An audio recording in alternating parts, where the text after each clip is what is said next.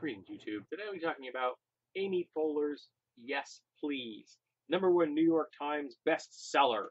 Now, the first thing that I noticed when I bought this book, or I even picked it up, it's unbelievably heavy. Every page is glossy, and it's full color pictures. This thing weighs over 2 pounds. It's only a few grams short of a kilogram. It's like a textbook. Though I will admit, I kind of like the inside cover because it's actually a series of pictures that start up in this corner and show like an entire scene all the way to the bottom, which I thought was quite cute.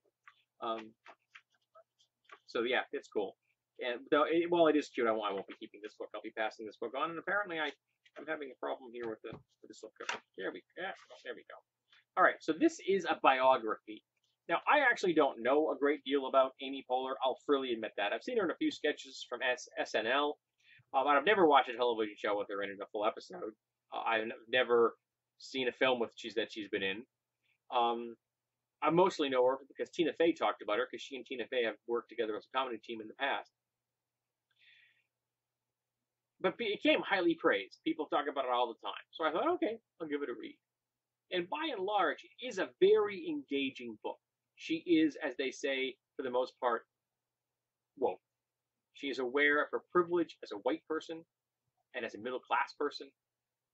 Unfortunately, it's not smooth sailing all the way through the book. She doesn't understand racism, at least at that time when they published this book, which was, I believe, 2015.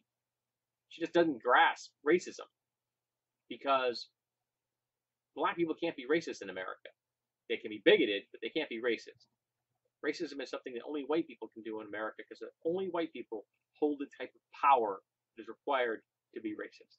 She also, in a section, was talking about sex-positive advice, but in the process, kink-shamed one particular sex act, just dismissing it, like, no one should do this sex act, which is horrible because there are people that like that sex act, and it can be done safely and comfortably, and there are people who enjoy it. So she would have been better off saying, don't engage in any sex act that you don't want to, which is a wonderfully broad, universal statement and incredibly healthy. That would have been better, instead of kink-shaming a particular sex act. And she shows, there was a little bit of misery tourism that she talks about, though she did try to put it in the best possible light.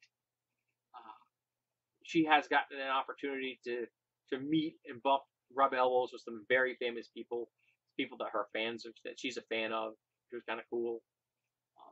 She was at an event where Bill Clinton introduced Maya Angelou, so that was kind of cool. So overall, I liked the book. I thought it was entertaining. It was informative. She's an engaging writer. She talks about things honestly and openly, not complete no stops. For example, I've read other biographies where the people were far more open than that. Eric Clapton, for example, pulled the stops out on that one. But she's a little more reserved, but still very open and honest with what she is talking about. For example, she talks extensively about her drug use and goes specifically into the types of drugs she used. But then she talks about the fact that she wants to essentially lie to her kids about them. Instead of having an intelligent, direct, and forthright conversation, because she is an expert on some of these drugs, because she's used them, and make sure that her children were informed that they can make the kind of decisions that they should be making, as opposed to some of the mistakes she made, that would be a better way of handling it. But again, for some reason, once somebody becomes a parent, they just apparently lose the capacity to remember what it's like to be at that age, and think that they can control their children. And control is an illusion. Always has been. Always will be. If you think you have control of something, you are wrong. So be open and honest with people, and that's going to be about as close as you can get. So I do recommend it with the caveats that I've mentioned. It may not bother some people as much as it bugged me. Everyone has different tolerances for that kind of thing. But be prepared to work some arm muscles carrying this book around and reading it, because it's like a textbook, which really surprised me. And originally, this thing was like, what was it? $28.99 for this book. I think I paid $2 or $3 for it at a thrift shop, which is, to my mind, all I'm kind of willing to pay for a book like this.